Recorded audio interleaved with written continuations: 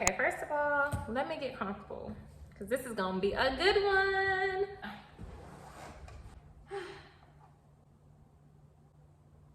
Why every time I sit down, I'm sitting on your toys? Okay, so the numbers on my story time, thank you guys so much. Excuse me, got pollen out there. But reading the comments, I'm like, it's crazy how many people are victims of narcissistic abuse, and some people don't make it out alive. So I am so glad I did read people. Some people they were married to the narcissist and they were with them for years. Like, I appreciate you guys for coming on here, telling your story, telling your testimony. Like narcissistic abuse is no joke. I do want to discuss the healing after narcissistic abuse. I gave you guys my story time. Now I want to tell you what I had to go through, the healing process. It's not just a regular breakup, okay? It's not like, okay, I'm done with him, we moving on.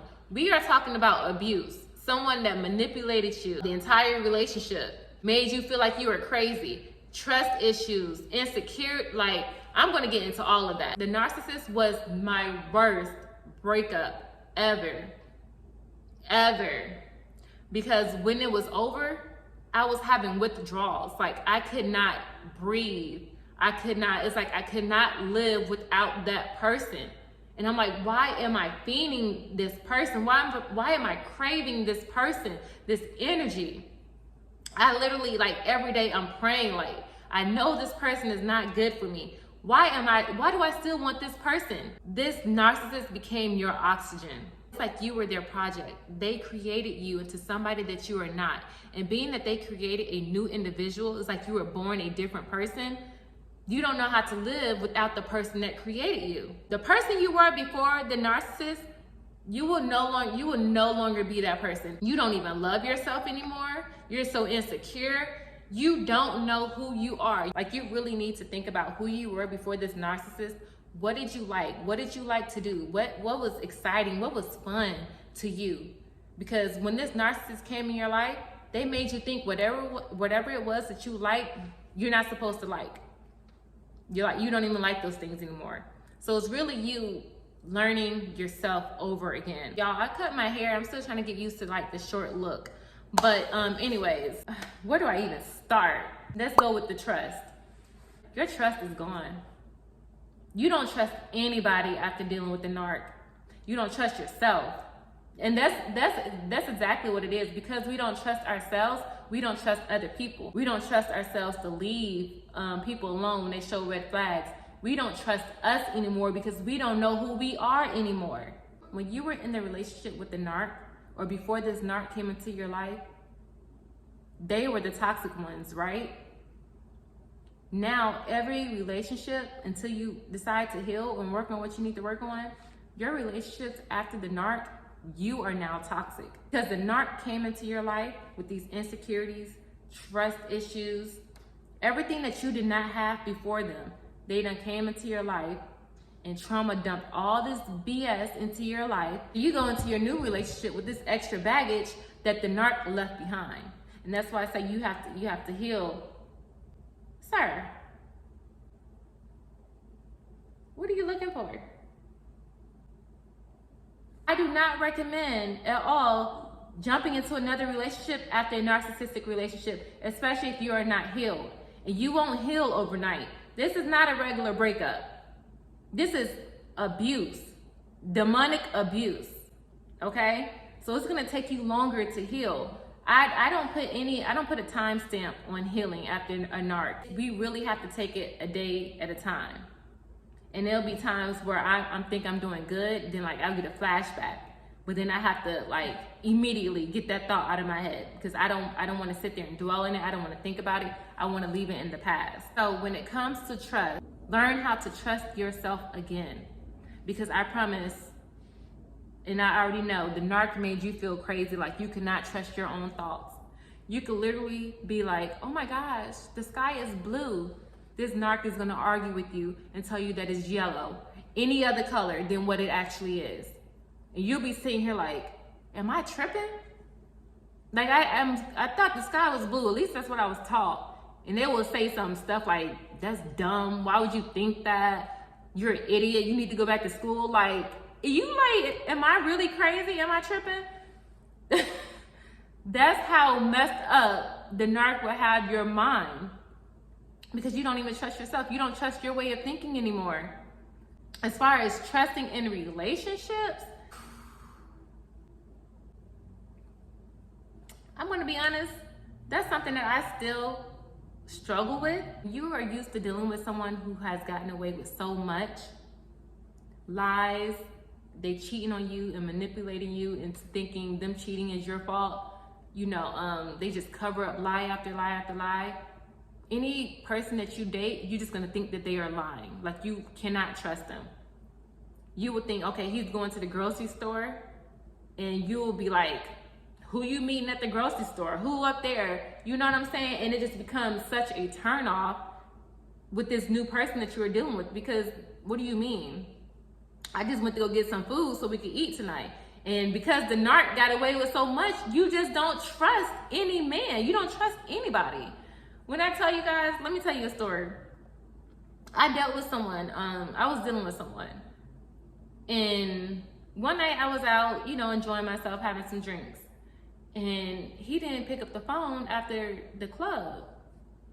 And I immediately started thinking, oh, he got me messed up. He got a female over there.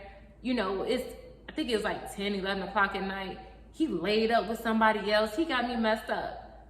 So I pulled up to his house, or to his apartment, and luckily somebody was getting in the building, right? So I walked in and I go banging on his door, like, open up the door, open up.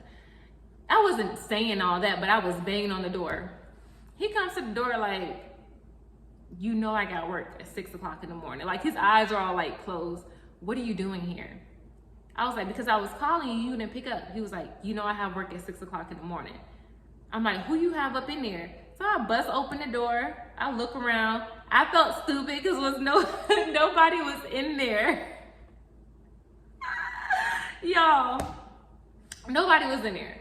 So I'm like, okay, whatever. So I get in the shower, and get in the bed, and I try to cuddle with him. He didn't want to cuddle with me. Like, I would put my arm around him. He was like, Like, he was like, I don't like that. I'm not messing with that at all. Because he was just so turned off. I was like, I'm sorry, I thought somebody was in here. He was like, no, he was like, no, I don't want you touching me tonight. I don't want to deal with this tonight. Like, he was completely turned off. And I was so embarrassed. I was like, let me just go home, because I don't want to stay somewhere where, the energy is off. Even though I caused it, let me just go home. And then the next day he texted me early in the morning. He was like, yeah, we need to talk. But anyways, I was so traumatized by the narc, I was just like, everybody's cheating on me. Like, after dealing with him, I felt like everybody was cheating on me. Like, I can't put anything past anybody. I felt like anybody was capable of doing anything. When I tell you, my trust was messed up. The men that I dated after, they didn't give me a reason to think that they were cheating on me, but I just always thought that they were lying, because my trust was messed up. And I was like, I don't want to be in a relationship thinking whoever I'm with is lying all the time. Like, I won't have any peace. And that's something I was like, I really need to work on, because I honestly would feel like, okay, they telling me one thing, they just lying in my ear. And everybody is not a liar. Everybody, some grown men out here like, look, I don't have time for it. I'll just tell you what it is. They're going to be honest with you. But when you're not used to that, you're going to think they're lying. Your thought process, you would just start thinking evil things. It's like, okay, you know better, but do you really know better? It's like the narcissist is still controlling your mind, even though they are not around. So, for an example, when it comes to having friends, your thoughts would be like, oh, this person is out to get me. They trying to harm me. This is just gonna be another person, another failed friendship. Like, you start thinking negative about life. You just start thinking negative about everything. Whenever I had friends, the narc will be like, that ain't your friend. You don't need to have her all up in your space. She out to get you. She's an enemy. And I'm like, dang, I thought she was pretty cool, Am I tripping? Like, I I thought she was pretty cool. That ain't your friend. You need to stop letting people all up in your house. Especially when it came to my friends that would tell me, they would warn me about him. Whenever my friends was hanging out at my apartment, he would hear the conversations, and whenever they would try to help me with something, whenever we were speaking positive about things, you know, life goals, what we're going to do in the future, he would get mad. He would be like, she just want to take your money. She just want to use you to get on. You know, that's not a good friend right there. And I'm like, am I tripping? Because I didn't get that energy. You're literally becoming your own enemy. You are literally toxic. And it's you cleansing and unlearning that behavior. The behavior that you did not have when you was before you met the narcissist. When he left, it was like my life started going down because I was thinking negative about life. I was thinking negative about everything. You know, everybody's out to get me. Why does this have to happen to me? Oh, I'm broke. Oh, like it was just so much. I literally had to do the work to change my thought process around because I'm like, this is not healthy. I don't want to live like this. I can't live like this. You're really trying to think for yourself and you don't know how. You don't know if this is what you're supposed to do or if this is the narc voice in your head telling you what you're supposed to do. Like I said before, you don't trust yourself. Also, you become tolerable to pain. You put up with more BS because anything is better than a narcissist, right? So you will be settling for less. You'll be putting up with anything because it's better than a narcissist. Because, okay, you know, this person not the man I want to be with, but at least he treats me better than a narcissist. And this man probably do something like open up the door. Something so little. But you will be happy and you will be settling for anything because it's better than what the narcissist used to do. You know, they're treating you a little bit better than how the narcissist used to treat you. So you become so accustomed to the bare minimum. You're so used to the bare minimum because it's better than what the narcissist used to do. That's one thing I learned, and I had to say, you know what? Even though it's better than a narcissist, it doesn't make it better for me. Because I'm still settling. I'm still putting up with BS. You know, I'm still sitting here not knowing my worth. When you're no longer with the narcissist, your confidence is gone. I had to deal with being compared to multiple women. So when this person left, I hated myself. I just felt like I was trash, like I was disgusting. Because he will always compare me to somebody else. And because of that, I'm like, why? I should have been thicker. I should have, I don't know, I shouldn't have been wearing weave. Or maybe, you know, whatever the case. I was just blaming myself. Because he will always make me feel like I was not like the next person he was comparing me to. He will be on Instagram. Like, see, you need to be more like her. You need to dress like her. You need to do this. And it was nothing that I did was good enough. And it's like, I'm trying to work on myself. I'm trying to become this person they want me to be. And it wasn't working because that's not who God wanted me to be. So me being compared to Instagram models and other women and video vixens and stuff like that, I can't compare with that because that's not who I am. I know I was meant to be a wife. I'm not meant to be, you know, an Instagram model and all that other stuff. Nothing against them, but I know God created me. God is like, that's not you. You don't dress like that. You don't act like that. You don't carry yourself like that. After being compared to multiple women, it was just like, I don't even like myself anymore. It's like, I'm not good enough for this person. That's when I started pointing out all my flaws, all my imperfections. And instead of loving them, I hated them. And I was like, this is why I can't keep a man. I looked at myself and I was telling myself, I'm not worthy of a relationship. I'm not worthy of love. I can't keep a man. I wish somebody would have told me this. And it's another lesson I learned. If somebody don't like you for who you are, they could kick rocks. It don't matter what you do with the narcissist. Nothing is good enough. Nothing you do is going to make them happy because they're going to always complain about something. I know in that relationship, I did everything that I could to make that person happy, and he just was not happy. It was never me. I used to think that I had to be perfect to be in a relationship. I would be working on myself to be perfect. I did not want to show my flaws. With any man I was with, I just felt like I was not perfect to be in a relationship. And that's not true.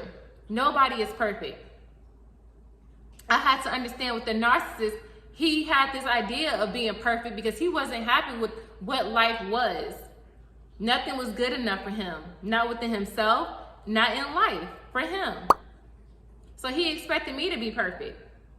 And then because he expected me to be perfect, I always thought I had to be perfect in my relationships or even dealing with a man, or I would be so insecure because I'm like, I'm not perfect. I've been, I think this is what, 6 or 7 years working on myself. Okay, any man that I date or deal with, you know, I learn from them because I know I'm not perfect, and I'm learning from them what I need to work on within myself. So I take everything as a lesson, and you know, I move and I go and I grow. Let's talk about money. Narcissists will drain your pockets, especially a broke narcissist. Y'all, when I tell you, I think, you know, my story time when I was telling you guys, he was just taking, you know, I was giving him money and I had to go back to work. You know, I was in survival mode. That became my normal. Being in survival mode, spending all my money because I know I can make it right back. So I'm not gonna say until this day, but that was my norm for the longest, being irresponsible with my money. I had to get my priorities back on track because this person drained my pockets, and I was so used to spending all my money that it was hard for me to save money because as soon as I was getting it, it was gone. And that became my norm. And I said, you know what, I'm putting an end to this because one thing about a narc, they will take all your money. They want to leave you dry. They want to leave you just like them. Like when they get done with you, they don't want you to have anything because then you won't be competition anymore. They only take because they know you have something. But once it's all gone, you're not competition, and they can discard you and move on to the next. When this person leaves your life, you really need to do a hard reset. You really need to start over with your trust, with your thought process, with your confidence. It's like building a new you. Okay, you are starting over for yourself. We have to leave that demon in the past. He no longer exists. I don't care if you have to pray every night, because we do. We do. Sometimes that spirit will come back to attack us. We have to pray. We have to stay prayed up. Okay, because that energy is strong. Like that demonic spirit is strong, but we can overcome it. When you're so used to being controlled your entire life, and I'm not gonna say your entire life, but in a relationship with the narc, it's hard for you to take control of your life. And people are like, it's so easy, just do what you want to do. No, it's not that easy. It takes time to get to that point. I'm going to say that. It takes time for you to make decisions because you want to make them for you, not because what you think he's going to say. And I'm glad I've experienced that type of abuse, because not only did I learn the valuable lessons, but it brought me closer to God. You know, I wasn't close to him at all before or when I was dealing with the narcissist. But when he left, I had no choice. I felt so empty. I had to get close to God. He really pushed me close to God and pushed me to build a relationship with God. And I'm glad, like, that's what God wanted. God wanted me to come closer, you know, build a relationship with him. And that's one thing that I was able to do when the narcissist left. And I'm very thankful for that. But if I missed anything, or if you want to add, you know, how your healing journey was or has been, feel free to do that in the comment box. Thank you all so much for tuning in to another video, and I will see you in the next one. Bye.